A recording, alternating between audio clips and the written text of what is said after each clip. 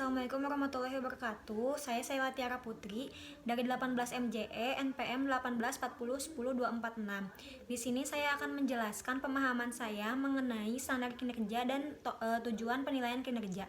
Standar kinerja adalah tolak ukur untuk menilai kinerja pegawai dari suatu perusahaan. Kinerja yang terkait dengan suatu jabatan yang diperoleh melalui analisis jabatan. Standar kinerja memiliki prinsip yaitu SMART. S-nya itu spesifik atau kejelasan, M-nya itu measurable atau terukur, seperti ada peringkat 1, 2, dan 3 yaitu kuantitatif. Lalu yang ketiga itu achievable atau pencapaian. Yang keempatnya itu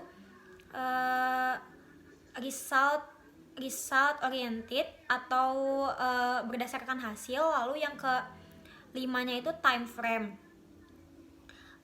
Selanjutnya saya akan menjelaskan tentang tujuan penilaian kinerja. Yang pertama ada melakukan identifikasi kemampuan organisasi. Lalu yang kedua adalah melakukan analisis kemampuan karyawan secara individual dan nyata.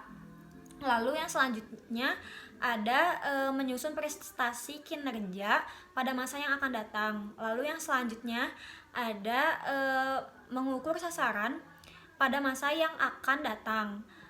Atau tujuan penilaian kinerja juga dilakukan untuk agar pegawai lebih bersemangat dan lebih memiliki motivasi. Lalu syarat efektivitas penilaian kinerja dapat melakukan penilaian kinerja atau evaluasi kinerja efektif. Ada beberapa syarat dalam penilaian kinerja, yaitu ada 5 syarat.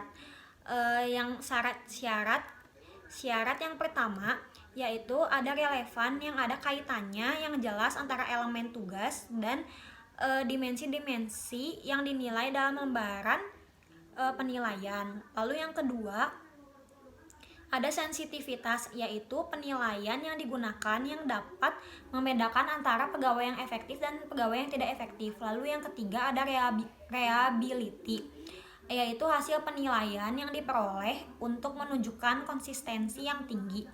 Lalu yang keempat ada acceptability, yaitu jenis dan tingkat perilaku yang dinilai dapat diterima oleh kedua belah pihak. Lalu yang kelima ada flexibility, yaitu mudah dimengerti dan digunakan oleh manajer dan pegawai.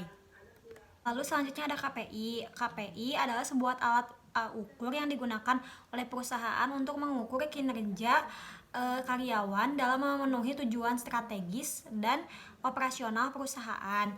KPI mempunyai manfaat, ada 2 manfaat, yaitu untuk memudahkan yang pertama untuk memudahkan pengukuran dan evaluasi kinerja pegawai atau karyawan, dan dampaknya sangat berdampak langsung pada kinerja suatu perusahaan tersebut. Lalu yang kedua ada